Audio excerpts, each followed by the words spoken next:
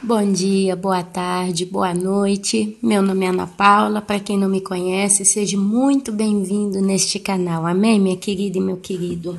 E para os irmãos que já me conhecem, mais uma vez é um prazer tê-los aqui, tá bom? Assistindo, ouvindo a palavra. Meus irmãos, eu tô lendo a Bíblia, né, como sempre, todo dia leio meus 5, 10 minutinhos, pode ser que falhe um dia ou outro, mas estou sempre rodeando essa necessidade de parar e ler a palavra de Deus. Então, assim, eu não consigo ficar muito tempo sem ler a palavra de Deus. E nessa história, eu parei aqui no livro de 1 Pedro, capítulo 3, e ontem lendo, olha só.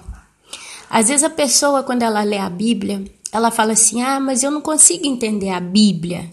Eu acho que isso é um pouco radical, minha irmã e meu irmão. Dizer que eu não consigo entender a Bíblia significa que você não consegue entender absolutamente nada do que nela está escrito. E eu acho que isso não é verdade, né? Pouco ou muito, todo mundo alguma coisa entende. Tem sempre a Bíblia. Ela é cheia de conselhos, de mensagens, ela nos dá sabedoria, ela nos instrui, né? Então tem muita coisa que a gente entende. A gente não consegue entender, por exemplo, muita profecia, a gente não consegue entender certas coisas sobrenaturais, certos detalhes. Às vezes, quando a gente vê sobre cronologia bíblica, a gente vai lendo aquele tanto de nome complicado, a gente pensa, por que tem isso escrito na Bíblia? E por aí vai. Mas se você for ler as histórias, por exemplo, igual eu estou ouvindo com os meus filhos o livro de Gênesis, tudo que está sendo relatado ali, todo o acontecimento da vida, né? Principalmente agora eu estou na história já de José do Egito, né? Então, assim, tudo que é relatado a gente entende. Então, assim, não é que é tão complicado assim ler a palavra de Deus, tá? E quanto mais a gente lê, mais pela fé, eu acredito, o Senhor, Ele opera na nossa vida. E não é que a gente entende tudo. A palavra de Deus, ela é viva, meus irmãos. E o que significa ser vivo? Vivo é algo que está sempre, eu vou dizer assim, é como se a Bíblia sempre respirasse. Sabe, nós seres humanos, por sermos vivos, a gente todo dia está em movimento, a gente todo dia tem algo acontecendo no nosso corpo, na nossa história, sabe, as mudanças, as revoluções, os retrocessos, depende da pessoa, mas nós estamos em constante mudança. Do mesmo jeito é a palavra de Deus ela é viva. Então, quando nós estamos prontos para determinada revelação, o Espírito Santo, então, ele abre aquela revelação para a gente e nos dá o entendimento. Então, a gente, quando vai ler a palavra de Deus, a gente tem que ler pela fé. Tipo, eu creio que eu vou ler, eu creio que eu vou entender o que Deus quiser que eu entenda e eu vou obedecer, porque eu preciso meditar nessas coisas. Meu pai dizia, mente vazia é oficina do diabo. Se eu, Ana Paula, me coloco... Gente, olha só, como que é fácil. Eu vou dizer assim, não com arrogância, mas justo para dar o exemplo na minha carne. Como que é fácil até para mim, Ana Paula, que tô todo dia procurando ler a palavra de Deus, todo dia eu tô orando, todo dia eu tô buscando... Quer dizer, a minha vida hoje, meus irmãos, os meus dias... são estar realmente envolvidos com as coisas de Deus. Então, todo dia tem alguma coisa de Deus que eu estou ouvindo, que eu estou praticando, que eu estou, sabe? É como se eu não conseguisse passar um dia inteiro, vamos dizer que eu estou acordada aí 12 horas, né? Mais ou menos de 7 horas da manhã, mais de 12 horas, né? De 7 horas da manhã até as 11h30, meia-noite. Não, meia-noite não tanto, até umas 11, 11h30, né? É o horário que eu fico acordada. E essas horas todas eu não tenho condição hoje de passar esse tempo todo sem buscar a Deus. Seja com uma pregação, seja uma oração, seja uma palavra, seja a leitura, alguma coisa eu tenho que fazer. Mas eu vou dizer para vocês, mesmo eu que tenho esse ritmo de vida, é por causa disso que eu estou falando, pelo fato do meu ritmo de querer estar sempre procurando ao Senhor, ainda assim... Se eu fico muito tempo, e quando eu falo muito tempo é durante o dia, sem buscar a Deus, sem procurar as coisas do Senhor, como que eu relaxo? Como que eu relaxo na minha carne? Quer dizer que eu começo a pecar de uma vez só? Não, mas é como se eu já me sentisse, não vou dizer de fora, Eu não vou me sentir de fora do céu, digamos assim, né? A gente vive o céu na terra, a gente vive a expectativa do céu na terra. O espírito está pronto, a carne é fraca, né? Então entra nesse sistema, o espírito está pronto, a carne é fraca, é como se por um momento, por um lapso de tempo, o meu espírito adormecesse, sabe? Por exemplo, imagina, agora são 9h15 da manhã, eu levantei hoje de manhã, preparei o café da manhã para os meninos, preparei eles para irem para escolas. Antes de gravar esse vídeo, eu ajustei as minhas camas, coloquei algumas coisinhas no lugar, dei uma ajeitada rápida na cozinha, varri o chão da comida, do pão, do farelinho de pão que caiu. Coloquei uma máquina para lavar roupa, né? Então, assim, com aquela ideia, se o meu marido chegar, aparecer aqui do nada, porque ele não trabalha para alguém em particular, ele é autônomo, então ele pode vir em casa a hora que ele quer, né? Então eu penso, se meu marido chegar aqui, ele vai ver alguma bagunça, vai ver eu sentado, vai falar, o que essa mulher faz o dia inteiro, né? Então, para não dar esse espaço, eu preferi dar uma corrida geral na casa, mais ou menos ela tá arrumada, ainda tem muita coisa para fazer hoje, como sempre, mas aí, imagina, né, que nesse ritmo, aí eu paro e falo assim, ajeitei isso tudo? Ah, sabe o que eu faço? Eu vou fazer mais alguma coisa, eu vou limpar não sei o quê, eu vou limpar não sei o quê, e vou limpando, vou olhando no relógio, nessa brincadeira passa a manhã inteira. Ah, vou fazer uma massa de pão, que agora eu cismei com esse troço de fazer pão, né? Vou fazer uma massa de pão, eu vou fazer não sei o quê, eu vou fazer não sei o quê, Quando olha no relógio, tá lá, 12h. Aí é só ligar para ele, vai eu ou vou você? Quem vai buscar os meninos na escola, né? Ah, vou eu. Aí enquanto ele vai, eu tenho que correr, cozinhar em meia hora, e a gente almoça. Aí eles vêm, almoçam, quando dá 1h30, quase 2 horas, ele leva os meninos de novo para a escola, que eles ficam até as 4h30 e vêm almoçar em casa. E nessa brincadeira, depois eu vou arrumar a cozinha, e termino de arrumar a cozinha por volta de 2h30, quase 3, dependendo do que eu faço na cozinha de serviço. Aí, 3 horas da tarde, eu paro e falo, tô cansada, vou sentar um bocado. Ah, o que eu faço agora? Imagina, meus irmãos, que em vez de eu pegar uma Bíblia para ler, que já tá lá na frente na jornada, isso para mim é quase impossível. Porque realmente, nesse meio tempo, eu não tenho cabeça nenhuma. Vocês já ouviram falar nessa frase, não tenho cabeça para tal coisa? Eu, nesse horário de 3, 4 horas da tarde, eu sou sincera, eu não tenho cabeça nenhuma para sentar e ler a palavra de Deus. Eu não consigo, é mais forte do que eu. Eu consigo pegar no tranco com as coisas do Senhor de manhã. Eu não sei porquê, se são as primícias, eu já fui até mais disciplinada, confesso, mas de manhã é o momento. De tarde, às vezes eu pego, leio, mas é difícil, parece que tem uma resistência, eu não sei explicar o que é isso. Mas eu não consigo ter cabeça para parar. É mais fácil eu pegar, sentar na frente do computador, fazer alguma coisa que não tem nada a ver com as coisas de Deus. É mais fácil eu, não sei, arrumar alguma coisa para fazer, você tá entendendo? E aí deu o horário de eu buscar filho na escola, e dali se fala mínimo às 7h30, 8 horas da noite, que é quando eu vou parar com eles de novo, vamos ouvir a Bíblia. Então, assim, se eu passo um tempo assim, a sensação que eu tenho é como se eu estivesse fora do céu. É como se eu tivesse não sido excluída da intimidade com Deus, mas como se eu tivesse por um lapso de tempo, por um momento, falado, Deus, hoje eu vou fazer minhas coisas, a gente se vê amanhã. E aí eu saio e vou fazer minhas coisas. Eu não sei explicar essa sensação, mas é a sensação que eu tenho. E nessa brincadeira, se eu faço isso 1 dia, 2 dias, 3 dias, 5 dias, eu posso garantir para os irmãos que depois de 5, 6 dias, eu já não estou nem preocupada com as coisas de Deus, eu já estou envolvida com o mundo, eu já estou preocupada em resolver coisas da vida, entendeu? E eu vou me afastando, e Deus passa a ser para mim o que Ele é para os ímpios. Um Deus do dia do Natal, um Deus do Natal, né? Porque ímpio só lembra de Jesus, isso todo mundo, né? Ímpio só lembra de Jesus no tempo do Natal. Se é um ímpio religioso, e aqui eu não falo uma religião específica, mas se é um ímpio religioso, ele só lembra de Deus no momento das suas práticas religiosas. E basta. E acha que fez muito. É como se Deus tivesse que ficar alegre porque a mulher foi lá na igreja, participou de uma reunião. Então, meus irmãos, isso está totalmente fora da nossa realidade. A gente não pode pensar assim.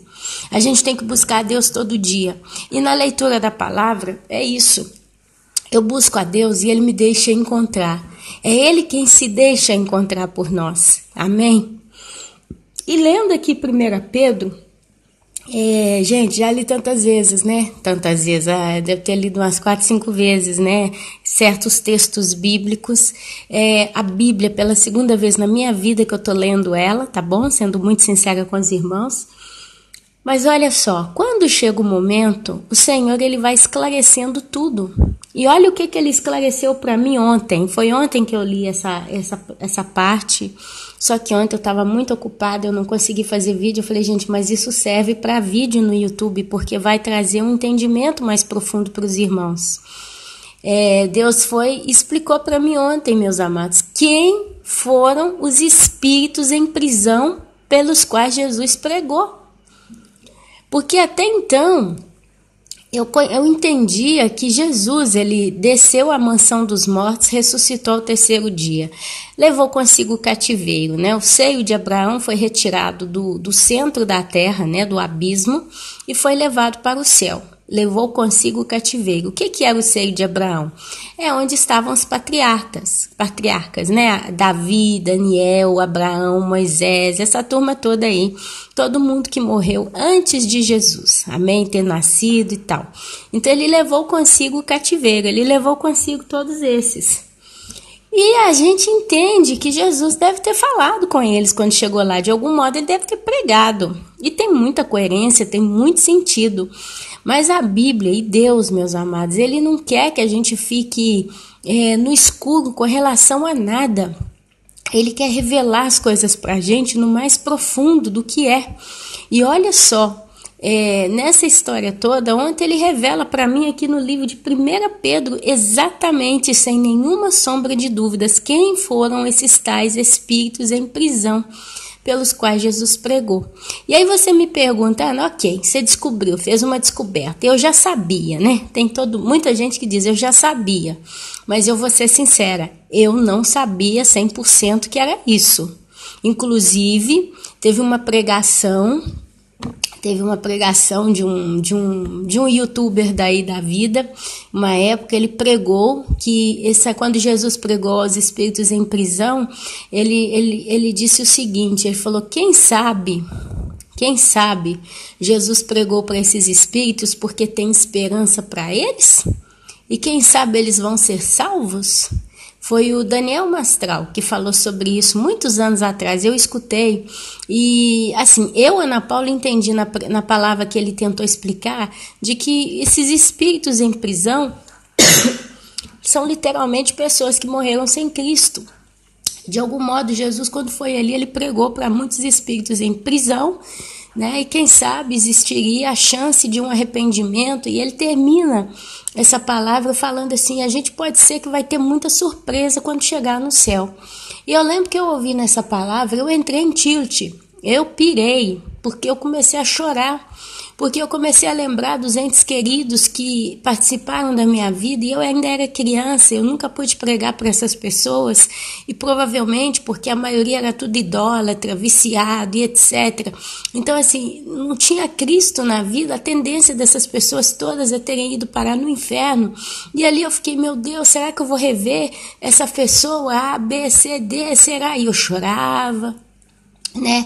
E aquilo me encheu de esperança. Isso tem muito tempo que ele pregou sobre isso, deve ter uns 4 anos ou mais que eu vi essa pregação.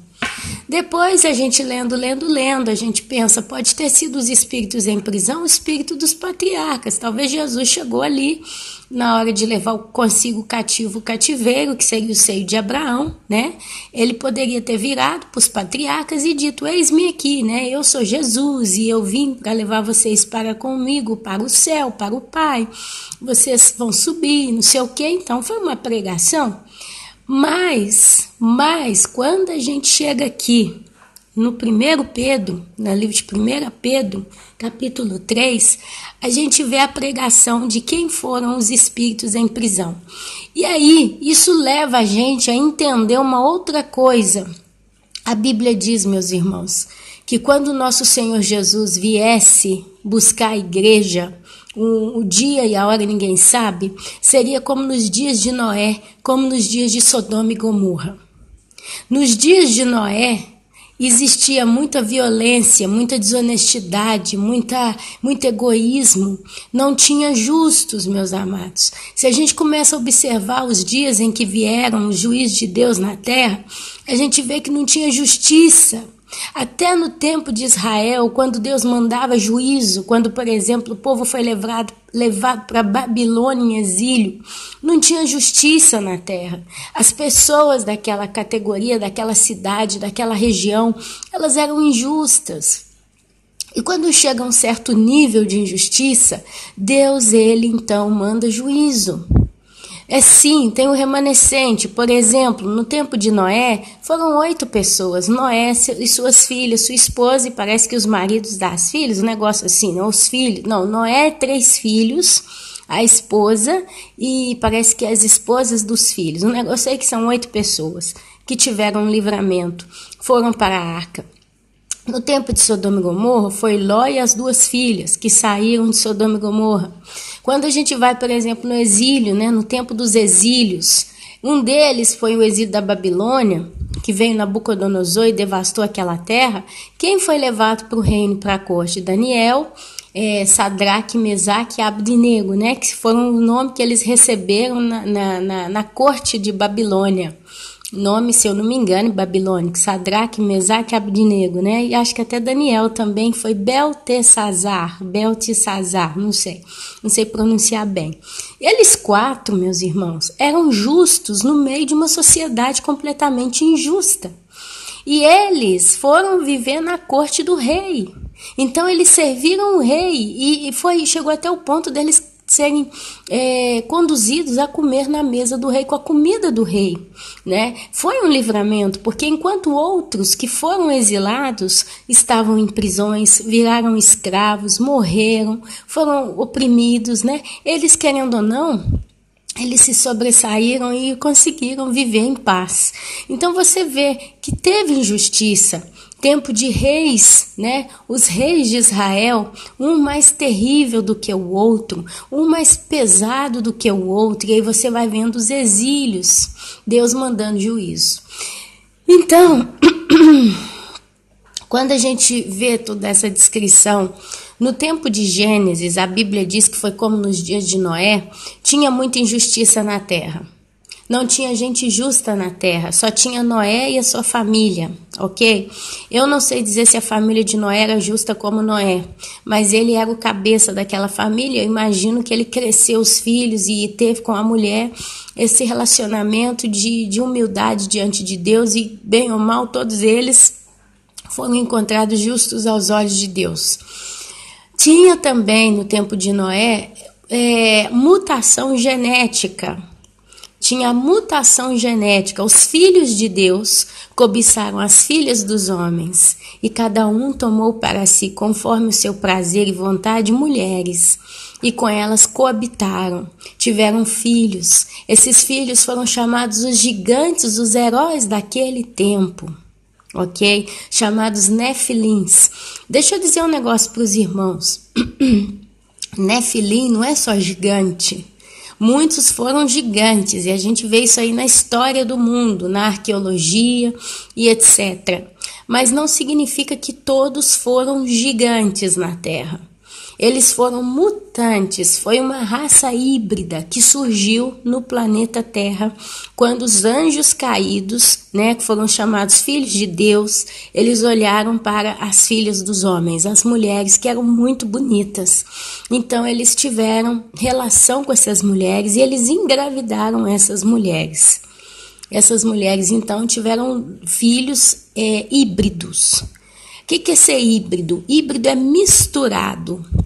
A gente hoje está num período em que tem os carros híbridos. O que é isso? O carro pode colocar gasolina ou pode ser carregado eletricamente. Então você pode mudar, né, a distribuição da energia do carro para gasolina ou então para elétrico. Você parou numa estação de carga elétrica, você para ali meia hora, carrega seu carro e ele caminha não sei quantos quilômetros. Acabou a bateria, descarregou, né? Acabou a bateria, você muda a chavinha e ele começa a caminhar com o diesel, com o álcool, com a gasolina, sei lá com o quê. Então isso é ser híbrido. Híbrido é uma coisa misturada. e não é mais a imagem e a semelhança de Deus. A Bíblia diz que lá em Gênesis, chegou um momento em que Deus disse: façamos o homem à nossa imagem e à nossa semelhança. Pegou o pó da terra e do pó da terra formou o homem e soprou na boca dele o chamado fôlego de vida. E a Bíblia diz que o homem então se tornou alma vivente. Alma vivente. Aí o tempo passa. Esse ser humano 100% imagem e semelhança de Deus, literalmente falando, e esse Deus aqui, ele disse: façamos o homem à nossa imagem. Eu acredito que não é só a imagem e semelhança de Deus Pai, mas também de Jesus Cristo e do Espírito Santo. E se a gente observa, nós somos carne, alma e espírito. Basicamente, na minha ignorância, eu entendo que nós somos seres triunos.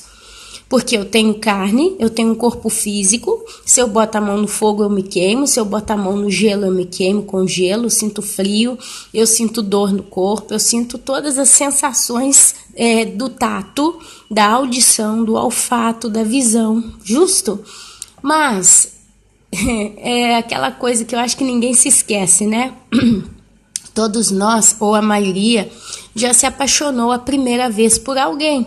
E toda vez que você via a paixão da tua vida passar, isso aconteceu conosco quando éramos pequenos ainda, talvez crianças, pequenos jovenzinhos, né? Quando a gente via o nosso grande amor passar, não dava aquele frio na barriga? E quantos de nós tivemos decepções amorosas, a pessoa que a gente acredita que amava, né? A gente diz: eu amei aquela pessoa, né? Muitas das vezes foi paixão, mas pode até ser amor também, por que não, né? Mano a mano que nós fomos crescendo, a gente conseguiu, né, ter discernimento de sentimentos e passou a amar alguém.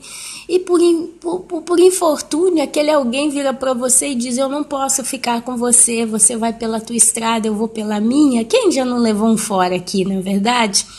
Aí veio aquela dor, a depressão, aquela dor no estômago. E é uma dor intangível, quer dizer, você não conseguia tocar essa dor, não tem remédio que sare aquela dor, na altura do estômago, né? Aquela sensação terrível, triste, mas você chora que parece que está doendo. Ou então, meus amados, eu vou para uma outra experiência, quando alguém perde um ente querido, um filho perde uma mãe, um pai, ou um pai perde um filho, a dor que essa pessoa sente é uma dor na alma, é uma dor na alma. Então não é no físico, a pessoa põe a mão na barriga de tanta dor que tem, mas não é o estômago, a barriga, o intestino, sei lá, que está doendo, a pele, a carne, mas é o âmago da alma, o profundo de sua alma que está doendo, né? Então isso é a nossa alma vivente, o centro das emoções. E o espírito, Ana, como que eu consigo localizar o meu espírito em mim? Olha, eu vou falar de modo pobre, mas se der eu consigo dar uma aprofundada melhor. O espírito, a gente percebe ele através do chamado, o mundo o chama de sexto sentido. O mundo, os ímpios dizem que tem sexto sentido. Aí vem o tal do déjà vu, que eles veem uma coisa que nunca tiveram e veem aquela cena e vão num determinado lugar. Ó, eu já vi isso tudo aqui, como é que pode? Eu já vi, gente, o que você falou, o que você fez, a cor da parede, o déjà vu, né? Que é um regresso numa lembrança passada que está vivendo no presente. Uma outra forma que a gente vê o mundo descrever a sensação do espírito é: eu tenho uma sensação que nós temos que fazer tal coisa desse jeito. Eu não sei porquê, mas a gente, em vez de ir pela rua da direita, nós vamos entrar na rua da esquerda. Porque eu tenho uma sensação, é como se uma coisa me dissesse. Essa é uma outra localização do espírito falando com você. Uma terceira forma de entender que é o espírito do homem que está sendo manifestado, o mundo também o chama de aura. A aura do homem. Às vezes você bate de frente com uma pessoa e fala assim: o mundo diz, o meu santo não bateu com o santo dele. Eu não fui com a cara dessa pessoa. Eu não sei por que essa pessoa me traz incômodo. Eu não sei, ela não fez nada, ela nem falou, mas eu já não consigo estar perto dela. Parece que tem uma coisa ruim nela. Isso é o espírito, amado, falando. Uma outra coisa que a gente pode perceber que é o espírito, né? O espírito, ele tem conexão com o sobrenatural. É onde então você vê pessoas realizando o sobrenatural. Aí tem uma divisão, meus amados. Me perdoe, eu estou ficando sem fôlego. Tem uma divisão. A Bíblia diz que nós nascemos de novo. Nascer de novo é nascer em Cristo. E eu nascendo de novo, eu sou batizada pelo Espírito Santo. Quer dizer, eu sou selada por Deus através do Espírito Santo que passa a habitar em mim. Então, o que acontece? Através desse passar a habitar em mim, o Espírito Santo se comunica com o meu espírito, porque a Bíblia diz que nós só podemos adorar a Deus em espírito e em verdade.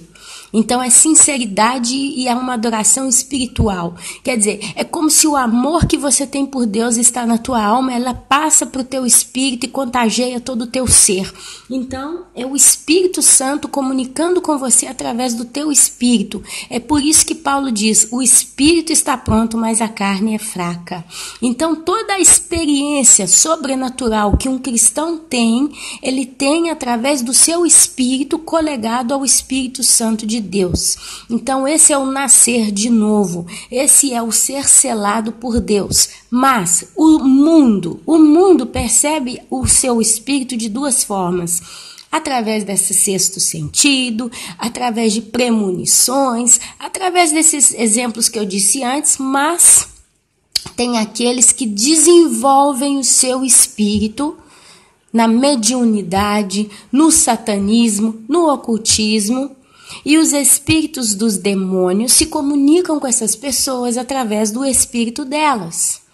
Então, o que eu quero dizer com isso? Que tudo que é sobrenatural, ele ocorre na atmosfera espiritual. Então, quanto mais percepção, seja positiva ou negativa, seja de trevas ou de luz, que uma pessoa tem, ela está tendo no seu espírito. Amém, meus irmãos? Então, prestem atenção. Prestem atenção.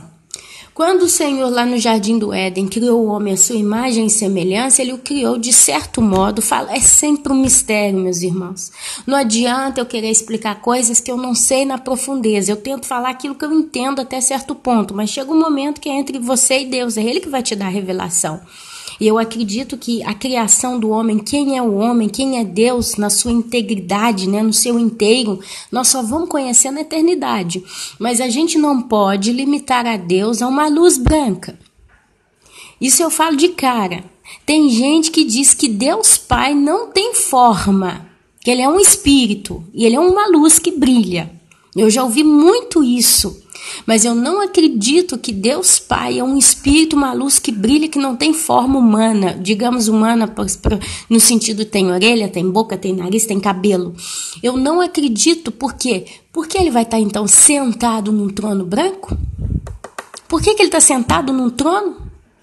Por que ele está sentado num trono? E não é Jesus, porque Jesus também está sentado num trono, mas onde? À direita de Deus Pai.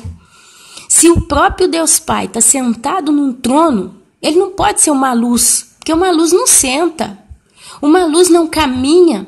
A Bíblia diz que Deus Pai, eu acredito que é Deus Pai, todos os dias descia na tardinha para ter com Adão. E eu acredito que era Deus Pai. Meus irmãos, então eu não posso taxar a pessoa do Deus Pai como uma luz. É uma luz, acabou, é uma luz.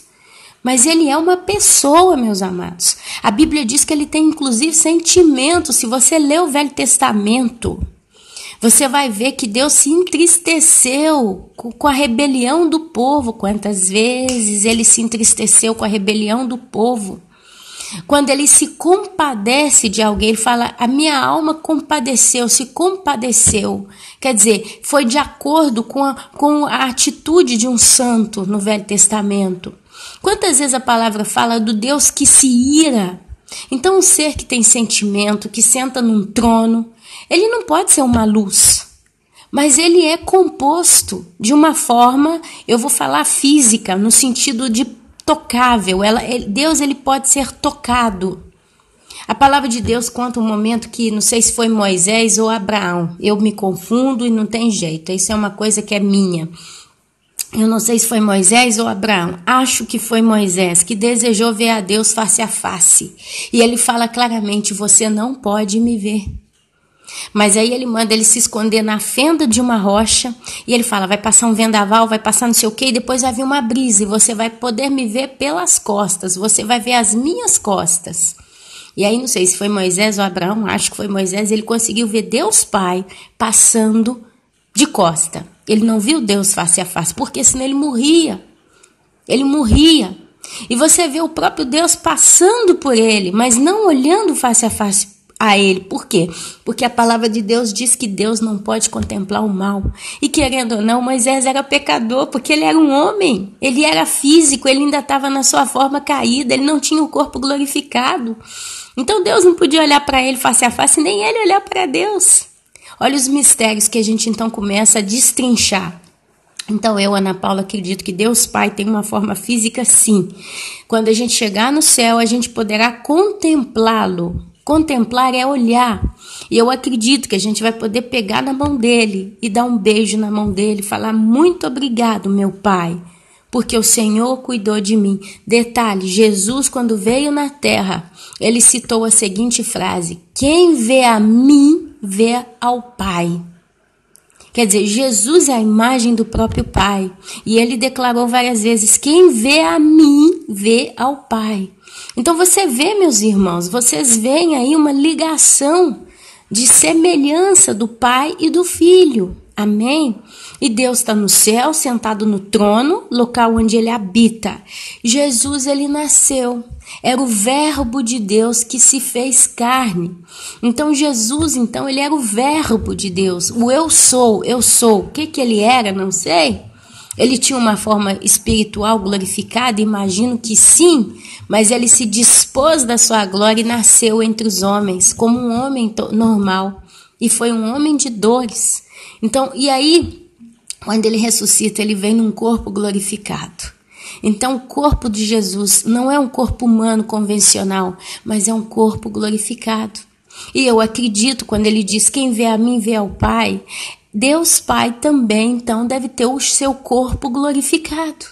Como o corpo glorificado de Jesus, provavelmente Deus Pai também tem o seu corpo glorificado. Apesar dele ser o cabeça de tudo, ele tem um corpo com certeza glorificado, que significa cheio de glória. Não sei se o mesmo corpo que tem o Pai tem o Filho ou vice-versa, mas os dois um corpo eles têm. Isso eu não tenho dúvida. A ponto que Jesus ainda tem o furo dos cravos nas mãos e nos pés. Ele nunca deixou retirar essa cicatriz.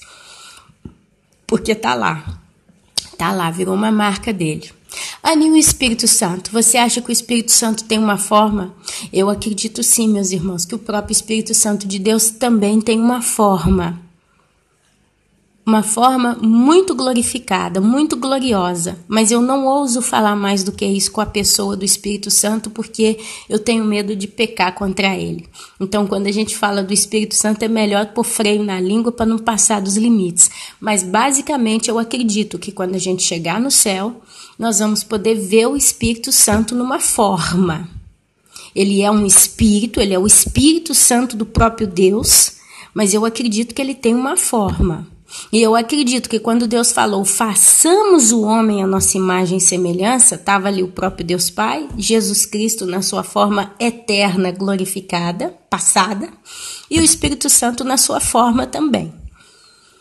Amém? Uma coisa é certa, todo mundo vai brilhar no céu, porque a Bíblia diz que nós vamos vestir-se de branco e nós vamos ter uma glória, um corpo glorioso, um corpo que brilha. Então, meus irmãos, são os mistérios da eternidade. Eu acho que nenhum de nós temos capacidade para dizer ao pé da letra o que é isso. Só quem viu o céu, quem viu o ambiente celestial sabe do que está se dizendo. Porque os próprios anjos de Deus, eles têm os seus corpos glorificados.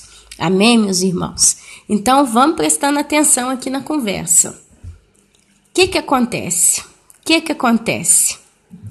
Chega o tempo dos homens na terra. As filhas de Deus, dos homens. Filhas dos homens significam mulheres que nasceram dos homens, né? Um homem e uma mulher tiveram relação sexual e tiveram filhas, meninas, mulheres, ok? Eram lindas.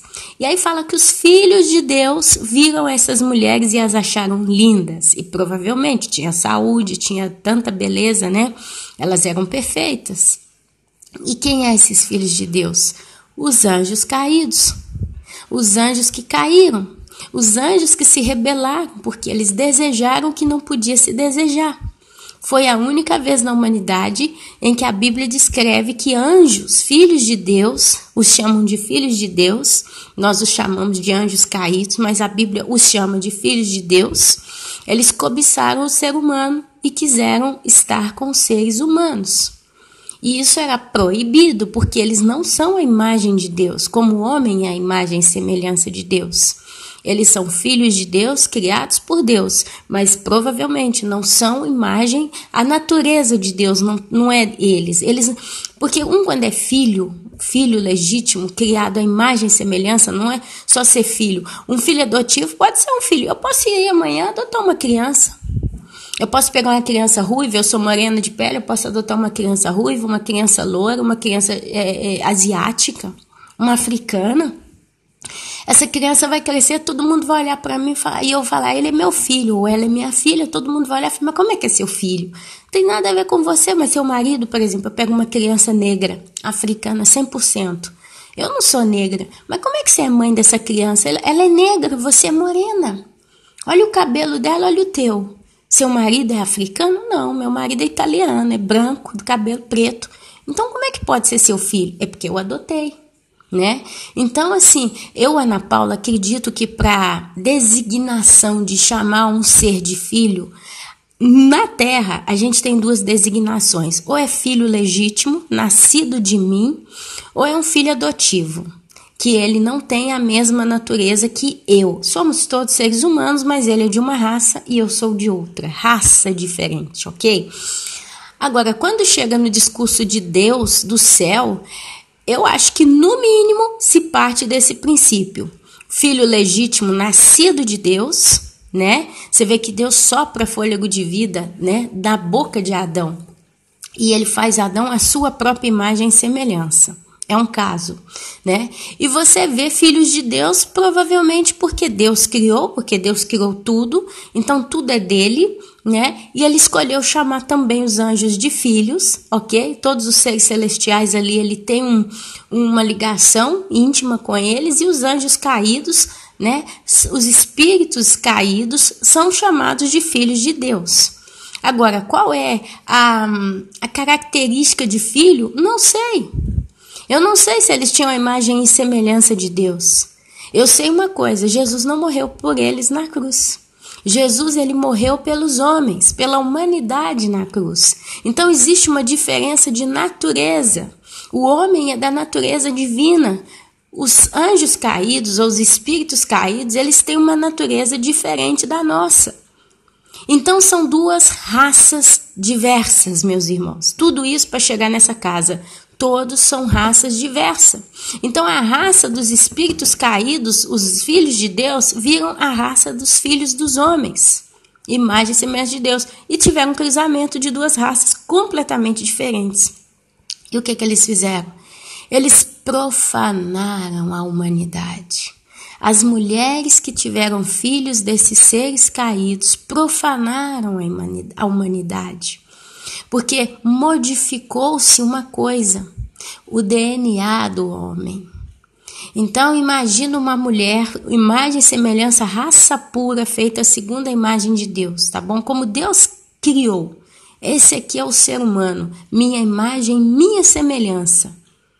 E Deus cria o anjo e o chama de filho. Eu vou falar anjo, eu sei que tem arcanjo, querubim, eu sei que tem a conversa aí dos anjos, tá bom? Mas eu limito a anjo porque eu não conheço, não tenho conhecimento profundo de anjo, arcanjo, querubim, serafim.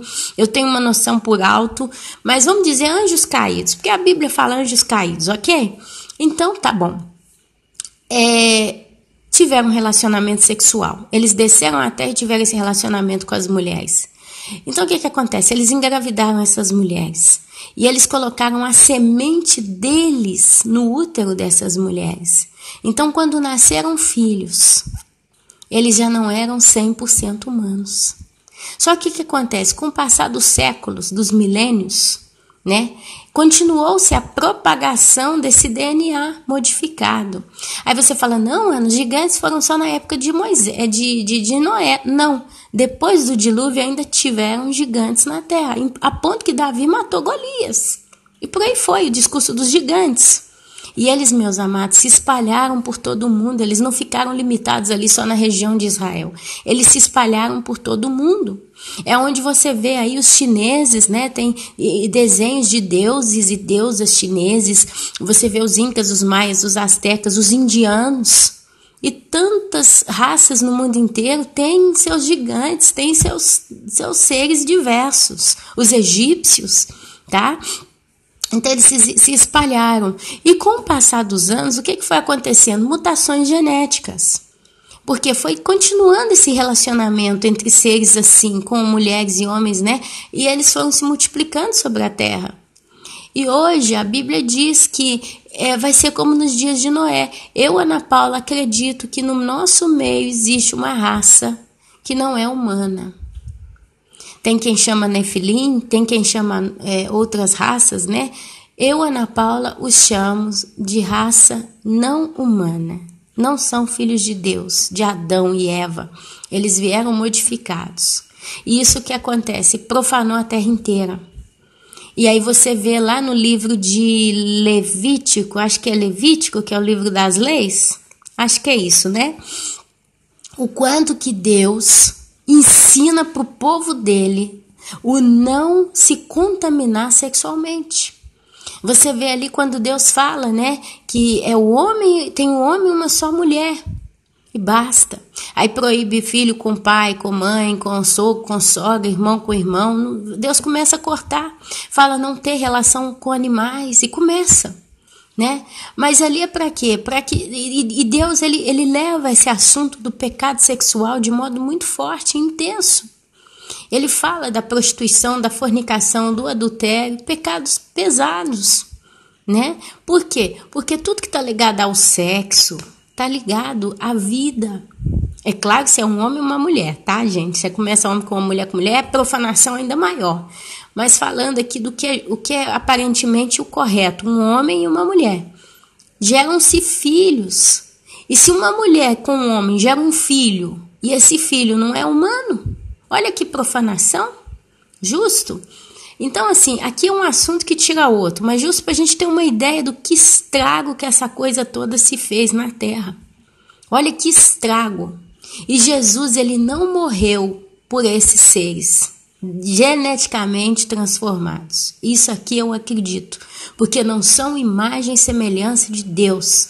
Vem de fruto de uma grande desobediência, de uma rebelião, porque aqueles anjos caídos sabiam que eles não podiam se misturar com o homem. Mas eles cobiçaram aquelas mulheres e mesmo assim tiveram relação com elas e se misturaram com essa raça. Era proibido, eles estavam no céu, eles não podiam fazer isso.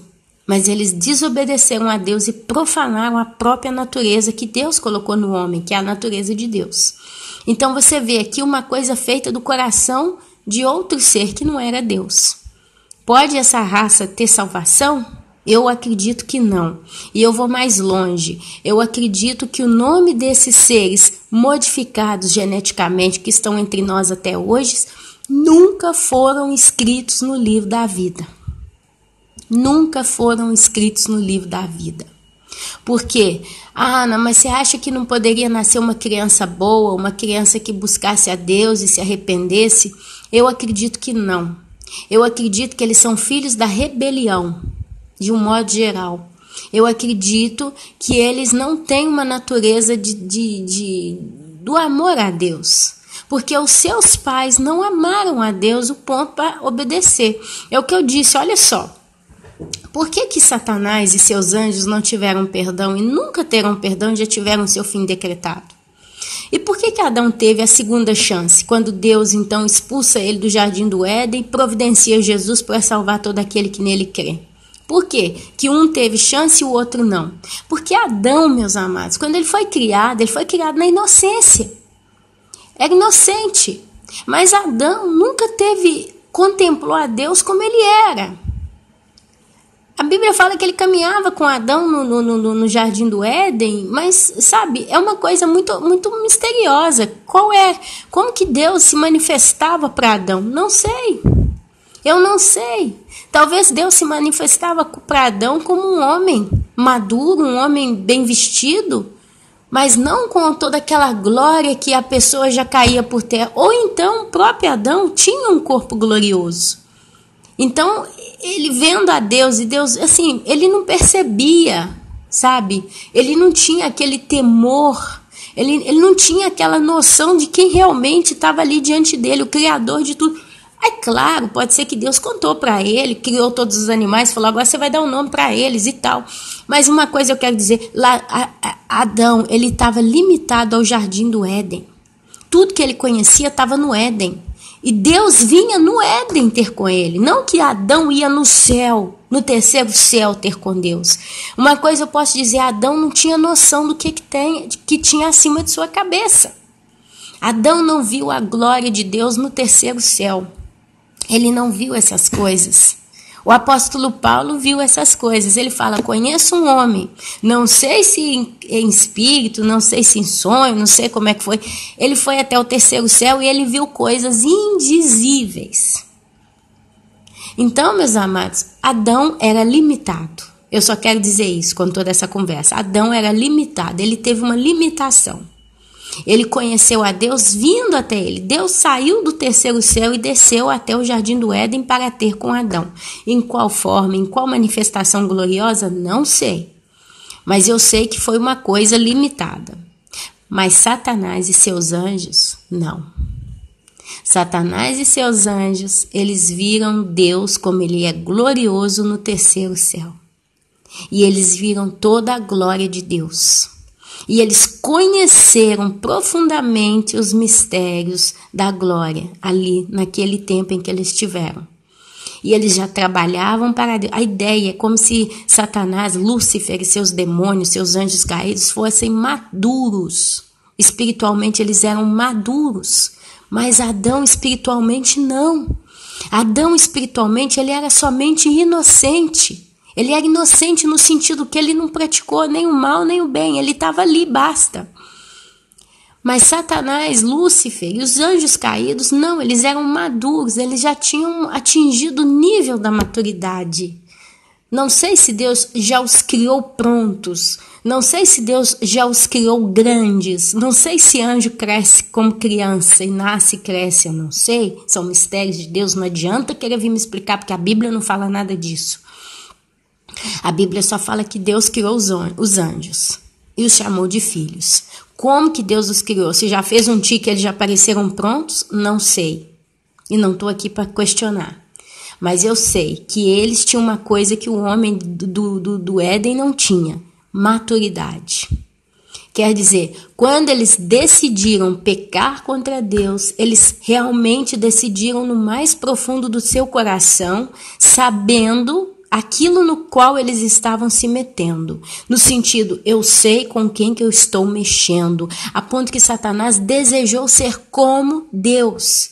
Por que ele não desejou ser mais do que Deus? Ser acima de Deus? Ser o Deus do Deus Todo-Poderoso?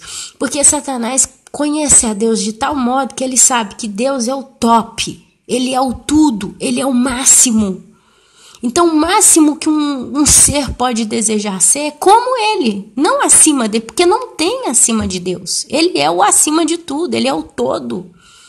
Então, Satanás, ele desejou ser como Deus, porque ele conhece a natureza de Deus. Agora, conhecendo tudo que eles conheciam, poderia ter perdão para eles? Poderia ter Jesus morrido na cruz por eles? Eu vou dizer para vocês não, porque a Bíblia prova isso até para os homens. Quando em Apocalipse diz, pode o cão voltar ao seu vômito? Homens e mulheres na terra têm caído na mesma condição dos anjos. É quando a palavra de Deus, aqui outro dia eu li sobre isso, mas eu não lembro. Está nos livros, acho que não sei se é Tiago, se é Hebreus. Eu li algo do gênero, quando a Bíblia fala que um ser humano pode experimentar e conhecer a Deus e depois voltar-se contra Deus.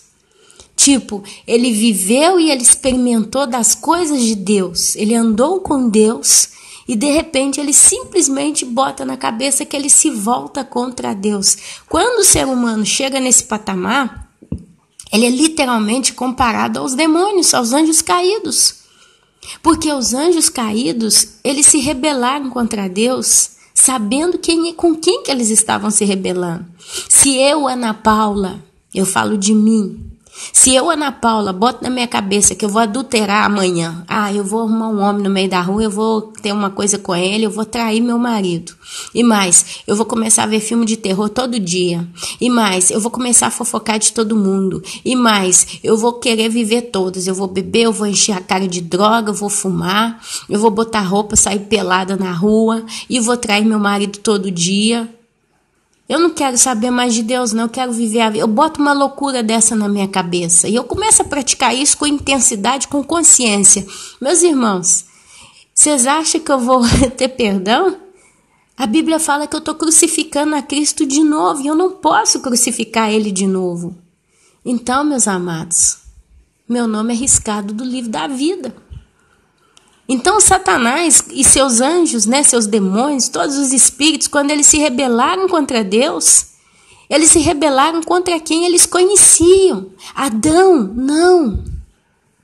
não conhecia a Deus como Satanás conhecia. É por isso que Deus fala, se você comer daquele fruto, você vai morrer. É o conhecimento do bem e do mal. O dia que dele você comer, você morrerá.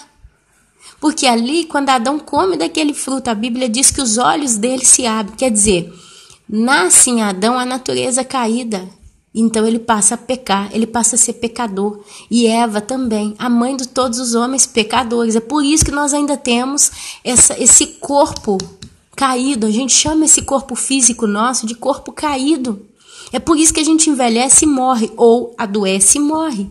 Porque o nosso corpo é um corpo caído. Nós estamos debaixo da pena do pecado. Aquele que pecar, esse morrerá. Se eu não for arrebatada, eu vou morrer. Por quê? Eu pequei. O meu ancestral Adão pecou, então a gente tem a maldição na nossa carne. A ponto que o apóstolo Paulo fala que o perecível não pode herdar o reino de Deus. Sangue e carne não podem herdar o reino de Deus. Então o perecível vai ter que ser transformado no corpo de glória. E no dia do arrebatamento, no processo da subida, nós seremos, como diz o apóstolo Paulo, transformados num abrir e piscar de olhos. Tá vendo como é que as coisas vão se ligando umas nas outras? Então, meus amados, existem duas raças na Terra, de seres humanos, entre parênteses. Uma é a raça pura, e eu chamaria de raça adâmica. É igual à imagem e semelhança de Deus e caminha na Terra até hoje. Uma outra raça é a raça híbrida. Quer dizer, você olha por fora e parece um ser humano 100% humano, mas ele tem no sangue dele, na sua carga genética, a mudança do seu DNA. E existe. Ana, e como que eu posso me resguardar dessas coisas, Ana? Como que eu posso, Ana, hoje confiar que Deus vai colocar no meu caminho um homem puro? Meu amado, minha amada, se você teme ao Senhor, Ele vai te livrar do mal. Se você teme a Deus, e você pode ter certeza disso, se você teme a Deus, Ele vai guardar a tua herança. Ele vai abençoar a tua herança. Ele vai abençoar os teus filhos. E você pode ter certeza que seus filhos vão ser nascidos de homem e vão ser imagem e semelhança de Deus. E aí entra na segunda base. Ensina os teus filhos no caminho em que ele tem que andar, nos caminhos de Deus. E ele nunca se desviará dele quando se fará velho. É onde a gente então começa a falar de Deus para essas crianças. Porque eles já são puros geneticamente, mas o coração deles pode ser inclinado para o mal. Então, se a gente não educa desde pequeno, a gente não faz essas crianças crescerem com temor de Deus. Não é fácil. Eu sei que tem muitas mulheres e homens aqui que têm feito de tudo para os seus filhos e ensinaram eles, levaram até para a escolinha dominical e tudo mais. Os filhos cresceram e se desviaram. Sim, mas a chance ainda está. O nome deles ainda está escrito no livro da vida. Creia. Esse nome só é arriscado se essa pessoa tomar uma decisão radical e concreta. Eu não quero mais a Deus e eu vou pecar e basta. E começa a pecar com consciência. Uma coisa é, por exemplo, eu não ter força sobre o vício. O vício é uma malatia, é uma doença da alma. O vício é uma doença da alma que se manifesta na carne. Então eu não consigo ficar sem jogar, eu não consigo ficar sem beber, eu não consigo ficar sem fumar, eu não consigo ficar sem ter relação sexual todo dia com uma pessoa diferente. Se isso é a âmbito vício, o que acontece? Você busca a Deus na palavra, você lê a Bíblia, você se aproxima de Deus e se humilha. Deus te liberta do vício. Ele libertou a todos nós. Quantos de nós tivemos vício na nossa vida e Deus nos libertou? Então, às vezes você tem a Deus na sua vida, mas você tem um vício ainda e você ainda não conseguiu se livrar desse vício, mas o teu coração teme a Deus. O espírito está pronto, a carne está fraca. Então aí Deus ainda tem como trabalhar. Outra coisa é eu não ter vício, mas eu querer me envolver com coisas que são viciantes. Exemplo, eu não bebo, Ana. Eu não bebo. E se eu beber ou se eu não beber, não faz diferença. Mas eu cismei que eu quero beber até cair todo dia. Eu não vou beber um copinho de vinho que faz bem para o estômago, como dizia o apóstolo, né? Bebe um pouquinho de vinho todo dia que faz bem para o estômago. Acho que foi o apóstolo Paulo. Mas eu vou tomar 1 litro. Eu vou tomar 1 litro de vinho no almoço e outro litro de vinho na janta. E eu vou fazer isso todo dia. Legal, eu vou ficar meio tontinho. Mas eu não sou viciado, eu tomo porque eu quero. Eu fumo porque eu quero. Porque se eu não quiser fumar, não me faz diferença. Isso é rebelião. É brincar com fogo, é cutucar cutucar a cobra com vara curta. Isso é rebelião. Tudo que eu tenho controle, se eu começo a fazer, é rebelião. Então são tantos parâmetros, né, que Deus vai riscando o nome das pessoas do livro da vida. É perigoso, meus irmãos. A gente tem que entender, como disse o apóstolo Paulo, tudo me é lícito, mas nem tudo me convém. Ser lícito é ser liberado. Eu posso fazer o que eu quiser. Eu posso ligar a televisão, ver o que eu quiser. Eu posso ir na frente do computador, ver o que eu quiser. Eu posso, entendeu? Mas não me convém. Não me convém. Amém, meus irmãos? Eu vou dar um exemplo aqui. Agora no México, no mês de outubro, se eu não me engano, teve a festa dos mortos. E a cidade se transforma numa coisa do diabo, né? Isso aí, se você pesquisar, você vai ver muito. Imagina, eu sou uma cristã verdadeira no meio do povo mexicano. E ali é a festa dos mortos, eles fazem festa nos cemitérios. Eles fazem verdadeiros banquetes para os mortos. Então, 3 dias, diz que os mortos por 3 dias vêm na terra. Fazem portais na forma de flor, uma coisa do inferno. E eu sou cristã. Aí meu marido vira, vamos passear na festa. Ah, eu vou? Não, eu não vou. Ah, mas por quê? Não é só uma festa, mas é uma festa maldita. Você quer ir, você vai sozinho. Eu não me contamino com esse tipo de coisa.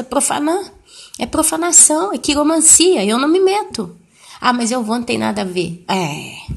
Entendeu? É claro, meus irmãos, é o Espírito Santo quem nos dá discernimento sobre o que fazer e o que não fazer, o que participar, o que não participar, o que praticar e o que não praticar. Amém? E eu não quero entrar nesse assunto para não me desviar dele. Mas agora, falando sobre tudo isso que eu conversei aqui, 58 minutos, olha o que acontece aqui no livro de 1 Pedro. 1 Pedro, deixa eu achar aqui, capítulo 3. 1 Pedro, capítulo 3, versículo, eu vou pegar do versículo 17. Assim, vou pegar aqui do versículo 17, tá bom? Que aí tem mais um sentido que, senão eu falo só em cima do pé da letra. Olha cá. 1 Pedro, capítulo 3, do versículo 17 até o 22. Vamos ler cá. Não, acho que até o 20. Que eu tô olhando aqui em direta, como diz, né? Estamos ao vivo. Pelo menos na gravação. Por quê? Se for da vontade de Deus, É melhor que sofrais por praticardes o que é bom do que praticando o mal. Tem gente que sofre praticando o mal, mas da vontade de Deus é melhor que eu sofra praticando o bem do que o mal, porque eu vou sofrer, mas eu estou praticando o bem para agradar a Deus. É melhor que sofrais por praticardes o que é bom do que praticando o mal. Tá bom? É o caso de pessoas que têm uma vida triste, né? Já tá com a corda no pescoço e em vez de praticar o bem, começa a praticar o mal no meio do seu sofrimento. Isso não agrada o coração de Deus, tá bom? Pois também Cristo morreu uma única vez pelos pecados. Olha aqui que eu tô falando. Pode o cão voltar ao seu vômito? Não, meus irmãos. Pois também Cristo morreu uma única vez pelos pecados, o justo pelos injustos. O justo, quem é o justo? Cristo. Cristo, o justo pelos injustos, todos os homens, todo aquele que nele crê, para conduzir-vos a Deus, porque Jesus disse, eu sou o caminho, a verdade e a vida, ninguém vem ao Pai senão se for por mim. Então, conduzir-vos a Deus. Morto, sim, na carne, no corpo físico, mas vivificado no Espírito. Ele estava cheio do Espírito Santo de Deus, foi batizado desde quando entrou lá com João Batista. Ele foi purificado, ele foi aperfeiçoado no deserto por 40 dias e vivificado. Estava cheio do Espírito Santo de Deus, morreu fazendo a vontade de Deus e foi ressuscitado no terceiro dia. No qual também foi e pregou aos espíritos em prisão. Olha aqui. Os quais noutro tempo foram desobedientes quando a longanimidade de Deus aguardava nos dias de Noé. Olha só, esse texto aqui é um pouquinho confuso no seu ler, mas presta atenção. Se a gente vai lá no livro de Gênesis, capítulo 6, olha lá o que está dizendo de quem são esses espíritos em prisão. É aqui para concluir o assunto de hoje.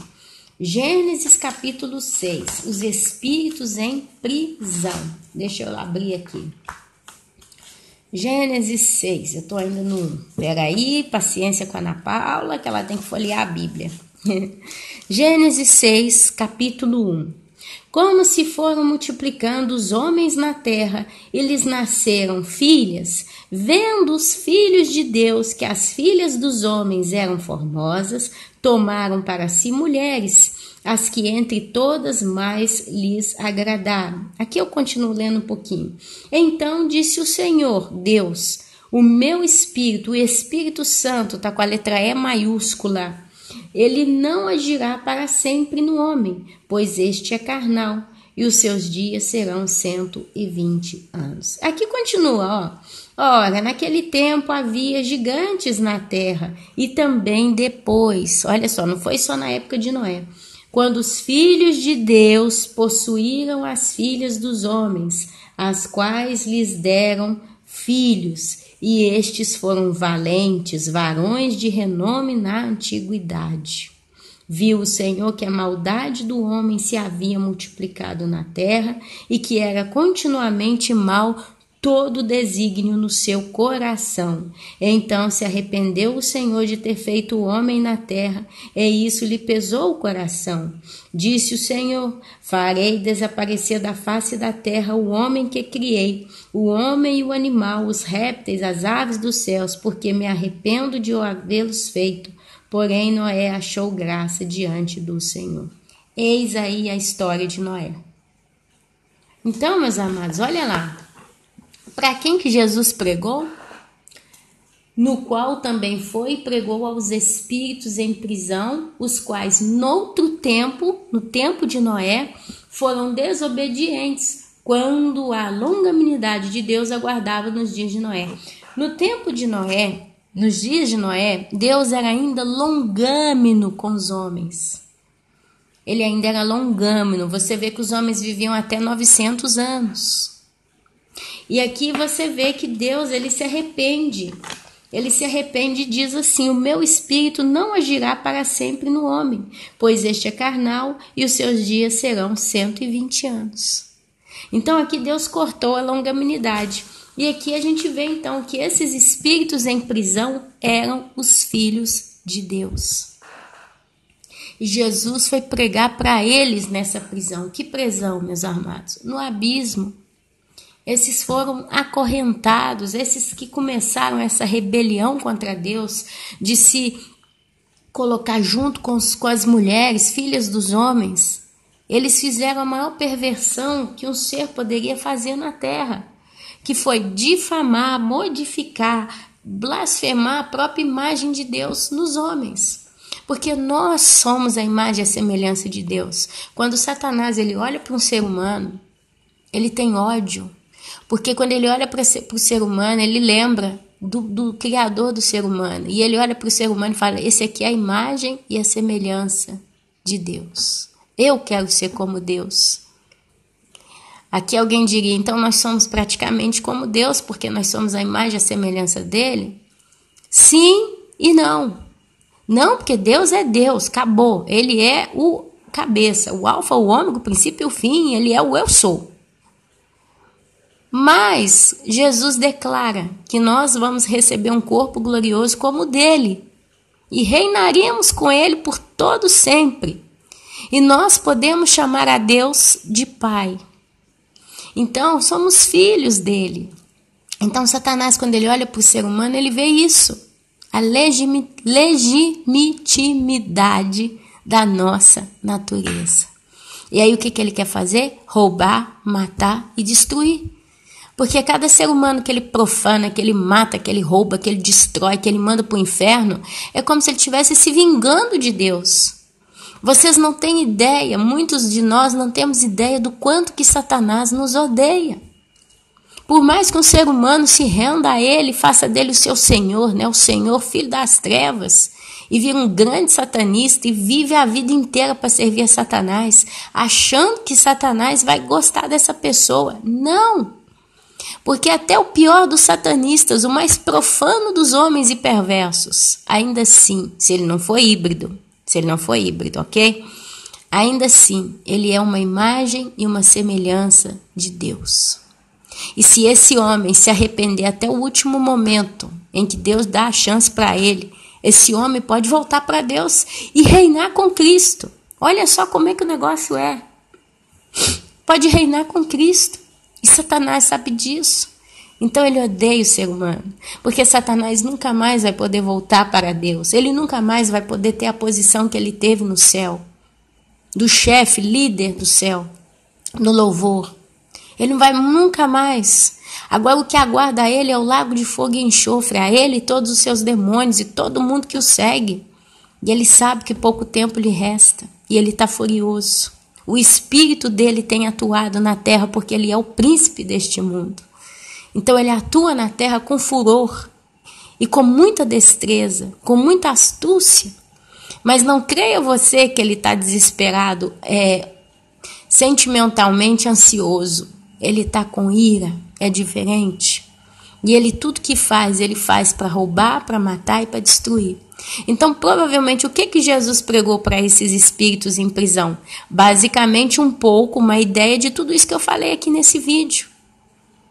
Ele ainda parou para pregar para eles. Mas para quê? Porque eles vão ter uma segunda chance? Absolutamente não. Absolutamente não. Então, meus irmãos, isso é o que Deus trouxe para mim ontem, tá? Esses espíritos em prisão pelos quais Jesus pregou para eles, são esses anjos caídos. São os anjos caídos. São os filhos dos anjos caídos? Não sei. A Bíblia aqui deixa muito claro que são os filhos de Deus. São os anjos caídos, tá bom? Então, nós hoje estamos em dias como nos dias de Noé. A Bíblia fala isso. E não creio que estar só nos dias de Noé significa que não tem ninguém justo, mas a coisa vai muito além disso. Existem seres híbridos nos nossos meios, então a gente tem que tomar cuidado para não cair com essas pessoas. O que vai causar são filhos geneticamente transformados e esses filhos nunca vão para o céu, porque não são imagem e semelhança de Deus. Deus não pode simplesmente adotar esse ser que não é 100% humano, porque Deus deu uma ordem que eles não se misturassem com as mulheres. Eles sabiam que era proibido, literalmente falando. Então, isso é uma coisa que vai ser cobrada a eles. Então, nós precisamos pedir a Deus a santidade. Se você é solteiro ou solteira, peça a Deus, se você ainda tem desejo de ter alguém, a gente vive crendo que o arrebatamento é para agora, é iminente. Mas enquanto esse iminente não acontece, a gente pede a Deus que nos abençoe e nos guarde a nossa vida. Então, Senhor, se tiver tempo de eu me casar, que eu me case com uma pessoa verdadeiramente à sua imagem e à sua semelhança. Que eu não profane a natureza que o Senhor me deu. Amém, meus irmãos? Isso é muito sério e serve se é para mulher que para homem. Que vocês tenham filhos abençoados, imagem e semelhança de Deus. Eu tenho certeza que Deus, Ele guarda nós, Ele nos guarda. Amém? E assim, meus amados, é mais um assunto curioso. Teve uma irmã que pediu para eu falar do tempo. Minha querida, o que eu poderia falar do tempo? Eu não sei o que dizer do tempo. Uma coisa eu posso te dizer, o tempo está passando rápido. Agora são 10h20 da manhã, passou-se 1h09 que eu estou aqui falando no YouTube. Ainda tenho bastante coisa para fazer, mas o tempo que passou é esse. Mas eu sei que daqui a pouco eu já estou deitando na minha cama para dormir. E curiosamente já tem uns 3, 4 dias, quando eu vou deitar para dormir, eu falo, nossa, eu já estou indo dormir de novo. Gente, eu estou vivendo assim, dias de flash, né? Porque a sensação que eu tenho é que está passando muito rápido. Hoje já é quinta-feira. Os dias, hoje é dia 23, gente. Eu acho que o tempo está passando muito rápido. Apesar de toda a complicação, todas as dificuldades, todas as afrontas e problemas, eu vejo claramente que o tempo está voando. E a coisa que eu posso dizer é isso, que a gente fique esperto, se prepare, se mantenha realmente em comunhão com o Senhor, porque vai ser iminente, o arrebatamento está aí. Eu não duvido disso, eu não desisti dessa fé, dessa crença, dessa esperança. Tá tudo muito quieto, tá tudo muito parado, o YouTube não tem material, eu não tô achando praticamente nada, eu não tô encontrando nada realmente com um alimento forte, né? Esse alimento que a gente sempre encontrava 3, 4 vídeos por dia aí, cheio de bênção para ouvir. Eu não tô achando muita coisa. Eu tenho vivido dias assim, na seca, né? Eu fico procurando, não acho. Aí começo a assistir outras coisas para tentar entender. Ah, vou ver sobre a harp, vou ver sobre Bluebeam, vou ver sobre não sei o quê, né? Mas algo que revele mistérios do céu, os mistérios de Deus até agora. Já tem uns 10 dias aí, mais ou menos, que eu não acho nada. Já tem mais tempo. Mas, desculpa, irmãos, eu tô começando a ficar cansada. Mas amém, amém. Os irmãos, vocês orem por mim. Peçam a Deus que me dê força e saúde para continuar aqui com vocês, buscando as coisas, buscando as revelações, e o Senhor vai cuidando de nós. Amém, meus irmãos? Olha, eu vos saúdo, vou correr aqui com minha manhã acabou, como eu disse aqui, já acabou a minha manhã. Vou correr aqui que eu tenho que fazer coisa muito importante. Mas eu vos saúdo com a santa, gloriosa e poderosa Shalom do Senhor. E semana que vem, se eu não conseguir amanhã pôr nada no YouTube, semana que vem a gente volta aí, tá bom? Fiquem na santa, gloriosa e poderosa Shalom do Senhor. Amém, amém e amém.